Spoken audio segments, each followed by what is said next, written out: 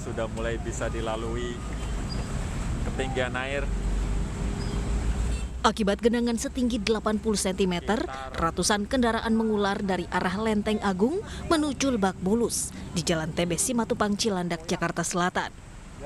Tingginya air membuat kendaraan tidak bisa melintas. Bahkan kendaraan besar seperti bus Transjakarta pun ikut menunggu surutnya air. Penumpukan kendaraan mengakibatkan kemacetan parah. Para pengendara pun diimbau untuk mencari jalan alternatif lain. Genangan sendiri terjadi setelah wilayah Jakarta Selatan diguyur hujan lebat siang tadi. Petugas sumber daya air dan prasarana umum yang berada di lokasi pun berusaha membersihkan puing dan sampah yang menyumbat saluran air. Ya, hujan tahu-tahu deras, ya udah lama-lama air naik, ya kira-kira 80 cm lah tinggi airnya itu. Langsung itu lama-lama sedikit maju lama-lama udah kosong karena udah lama-lama makin tinggi, udah nggak ada yang berani lewat, motor mobil stuck udah. Saat ini genangan air sudah mulai berangsur surut. Warga berharap agar pemerintah setempat segera membenahi saluran air yang menjadi penyebab penyumbatan air. Pemirsa, ratusan warga Bandung berunjuk rasa membawa keranda mayat dan mendesak mantan Ketua DPRD Jawa Barat Irfan Suryanegara dihukum berat. Unjuk rasa di Jalan Medan Merdeka Barat Gambir, Jakarta itu diwarnai pengadangan polisi. Kawan-kawan betul. Beliau sampai hari ini statusnya. Dengan mengusung keranda mayat, ratusan warga asal Bandung menggelar long march dari kawasan Patung Kuda menuju gedung Kemenko Polhukam Gambir, Jakarta. Penaburan bunga 7 rupa di atas keranda mayat bergambar wajah mantan Ketua DPRD Jawa Barat Irfan Suryanegara dilakukan massa sebagai simbol telah matinya keadilan di tanah air. Ketegangan hingga nyaris baku hantam sempat terjadi saat langkah massa mendapat pengadangan oleh polisi dengan memasang kawat berduri di badan jalan Medan Merdeka Barat. Gagal menyambangi kantor Mahfud MD, massa pun hanya menggelar aksi unjuk rasa di badan jalan. Dalam aksinya, massa meminta Menko Polhukam Mahfud MD ikut mengawasi sidang perkara penipuan dan penggelapan SPBU dengan terdakwa Irfan Suryanegara. Kasus Irfan Suryanegara yang sudah melakukan penipuan penggelapan sebesar 58,4 miliar. Dan sampai saat ini korban tidak pernah diajak mediasi dan bahkan tidak pernah didengar untuk melakukan mediasi. Sampai akhirnya kasus ini dilaporkan kepada Mabes Polri. Harapannya ke Menko Polhukam apa, Bang? Harapan kami ke Menko Polhukam supaya menindak tegas dan menghukum Irfan Suryanegara seberat-beratnya sesuai dengan JPU sebesar 12 tahun penjara. Irfan yang saat ini tengah menjalani persidangan di Pengadilan Bale Endah Kabupaten Bandung didakwa telah melakukan penipuan dan penggelapan SPBU dengan kerugian korban mencapai 58,4 miliar rupiah. Dari Jakarta, Rani Sanjaya, iNews melaporkan.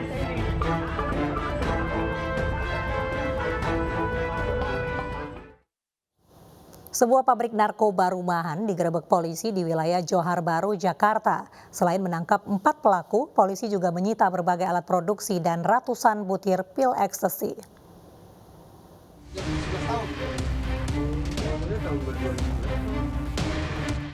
Direktorat Tindak Pidana Narkoba Bareskrim Polri menggerebek pabrik narkoba rumahan di wilayah Johar Baru, Jakarta Pusat. Pabrik sekaligus lab narkoba ini berada di dalam permukiman padat penduduk dan sulit untuk dijangkau. Pabrik narkoba dikendalikan melalui instruksi 2 narapidana narkotika yang saat ini berada di dalam lembaga pemasyarakatan. Penggerebekan berawal dari laporan masyarakat dan dalam kasus ini polisi telah menangkap 4 tersangka.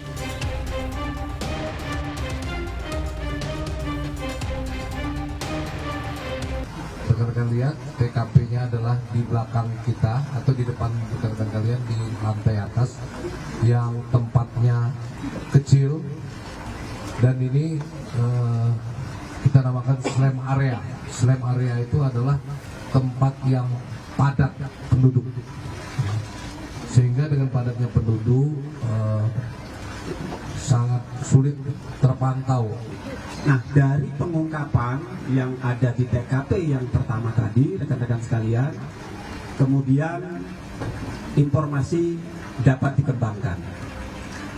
Ternyata dari interogasi yang kita lakukan terhadap SP berkembang. Ada seseorang yang mengendalikan terhadap proses pembuatan di kitchen lab ini, pembuatan ekstasi. Kemudian dilakukan Dalam satu hari, pabrik rumahan ini mampu memproduksi hingga 1.000 butir pil ekstasi dengan peralatan sederhana. Pelaku mendapat bahan pembuatan narkotika melalui pemesanan online.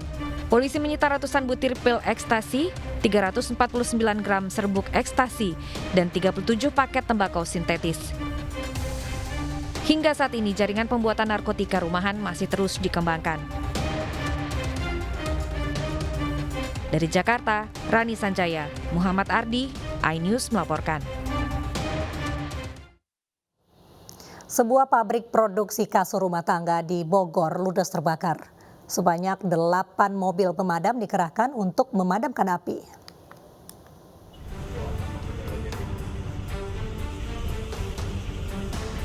Sebuah pabrik kasur di Kecamatan Tenjo, Kabupaten Bogor ludes terbakar Selasa sore. Ya Allah, ya Tuhanku. Kejadian bermula saat karyawan hendak mematikan mesin pemanas. Api langsung menyambar bahan mudah terbakar hingga merambat pada semua gedung. Sebagian karyawan sudah pulang saat peristiwa terjadi. Guna memadamkan api, 8 unit mobil damkar dikerahkan ke lokasi. Terjadi kebakaran di PT Lenteng Jaya Indonesia, Kecamatan Tenjo, jam kejadian jam 17.35. Sekarang masih dalam penanganan sektor Parung Panjang 2 unit, sektor Liliang 1 unit, sektor Ciomas 1 unit, dan dibantu sektor Cibinong 1 unit. Tidak ada korban jiwa dalam peristiwa ini, namun kerugian ditaksir mencapai miliaran rupiah. Dari Bogor, Jawa Barat, Wildan Hidayat, iNews melaporkan. Kelompok kriminal bersenjata di Papua membakar pesawat Susi Air. Pesawat membawa barang dari Kabupaten Mimika dan terbakar di salah satu lapangan wilayah Nduga, Papua Tengah. Pesawat Susi Air sebelumnya digunakan untuk mengevakuasi petugas puskesmas yang jadi korban pengancaman. Namun pesawat ini justru dibakar oleh anggota KKB.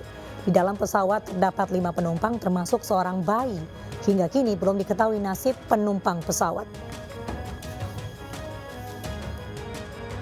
Ya, ada gangguan sedikit dari kelompok kriminal bersenjata. Kita sudah berusaha tangani, nanti kita akan ke sana untuk bagaimana masyarakat yang di sana, khususnya pekerja kita bisa evakuasi. Tapi yang di sana sampai sekarang yang tercatat ada yang meninggal atau terluka itu seperti apa? Belum, masih kita dalami, tim masih di sana ya. Dan kita berangkatkan ya. Penyebabnya yang penyebab detailnya itu kenapa, Pak? Ada pengancaman terhadap pekerja puskesmas ya. Jadi kita berusaha untuk evakuasi. Namun kemarin pesawat yang kita kirim di Kasus pembunuhan sopir taksi online di Depok, Jawa Barat yang terjadi akhir Januari lalu akhirnya terungkap. Pelaku merupakan anggota Densus 88 aktif yang mengincar mobil korban.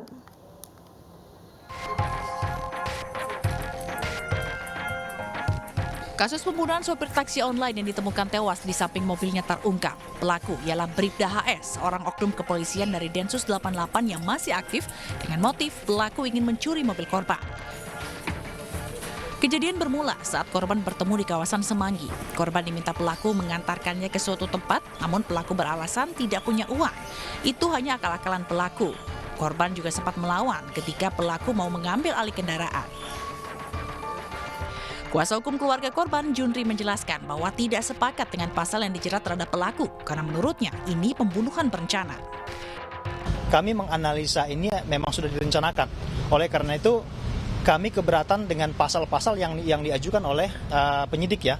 Ada 3 pasal yang diajukan oleh penyidik. Yang pertama adalah pasal pembunuhan biasa 338, kemudian pasal 351 ayat 3 yaitu penganiayaan yang menyebabkan meninggalnya seseorang. Nah, kemudian yang ketiga adalah pasal 365, pencurian yang menyebabkan meninggalnya seseorang disertai pembunuhan. Oleh karena itu tadi kami memesan dan menyampaikan agar disertakan pasal 340. Sementara istri korban menilai penanganan kasus tidak serius. Ia pun berharap kasus ini segera diusut tuntas. Sehingga saya merasa karena kami orang susah, kami orang tidak mampu, ataupun karena tidak ada pelaporan dari saya, sehingga masalah ini disepelekan seperti itu. Hingga saya kembali berbicara dengan keluarga, gimana caranya agar bisa diselesaikan urusan suami saya, karena dia adalah tulang punggung saya. Saya juga minta tadi agar secepat mungkin ini selesai, biar saya juga bisa menata ke depan, karena saya harus menggantikan posisinya mencari nafkah. Sebelumnya 23 Januari 2023 lalu, warga perumahan Bukit Cengkeh 1 Cimanggis Depok dihebohkan dengan adanya penemuan seorang pengendara mobil yang tewas ditemukan di samping mobilnya. Usai ditemukan, polisi langsung melakukan olah tempat kejadian perkara dan memeriksa sejumlah saksi. Dari hasil pemeriksaan, terdapat luka sayatan benda tajam pada tubuh korban. Tim Liputan iNews melaporkan.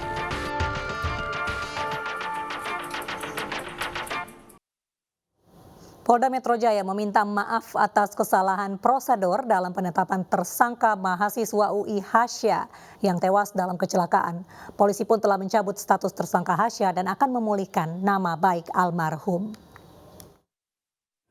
Kami Polda Metro Jaya menyampaikan permohonan maaf.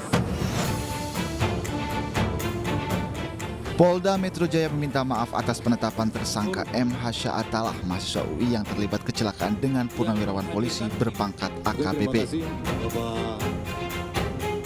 Menurut polisi, penetapan tersangka itu karena adanya ketidaksesuaian administrasi prosedur dalam proses penyelidikan kasus ini.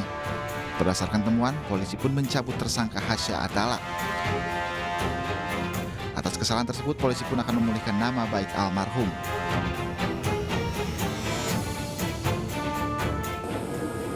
Rehabilitasi nama baik sesuai dengan ketentuan yang berlaku. Kami secara internal juga telah melakukan evaluasi mendalam untuk terus memperbaiki implementasi prosedur di lapangan. Kami Polda Metro Jaya selalu berkomitmen untuk tetap menjadi institusi yang profesional, objektif, dan humanis. Kecelakaan yang menewaskan mahasiswa UI terjadi pada Oktober 2020 lalu. Polisi pun menggelar rekonstruksi ulang pada awal Februari. Dari hasil reka ulang tersebut, polisi menemukan bukti baru, namun polisi tidak menjelaskan secara rinci bukti tersebut. Sementara itu, purnawirawan polisi yang menabrak Hasya tidak ditetapkan sebagai tersangka karena dianggap telah mengemudikan kendaraannya di jalur yang benar. Kita beralih ke informasi 5 terdakwa pembunuhan berencana Brigadir Yosua telah menjalani sidang duplik. Selangkah lagi, Ferdi Sambo, Putri Chandrawati, Eliezer, Ricky Rizal, dan juga Kuat Ma'ruf akan dihadapi dengan vonis hakim.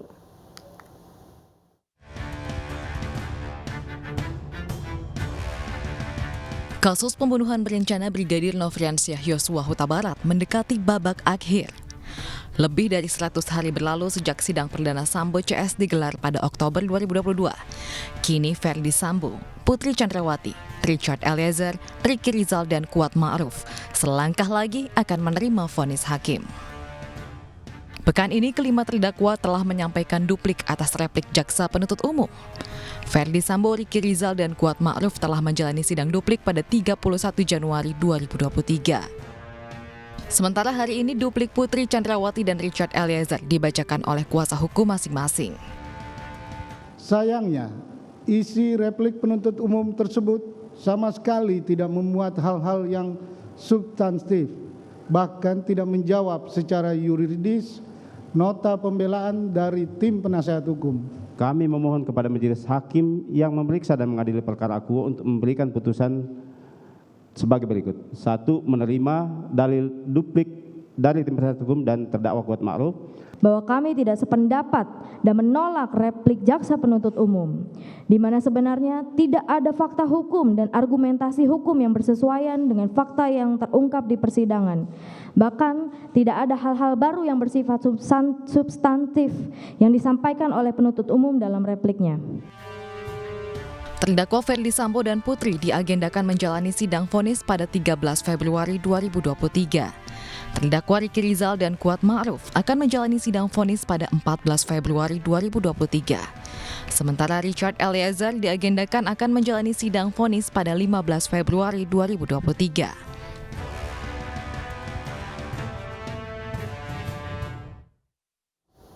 Ibu muda pelaku pencabulan 17 anak kerap mengancam akan membunuh anaknya jika sang suami tidak menuruti nafsunya. Informasinya usai jeda.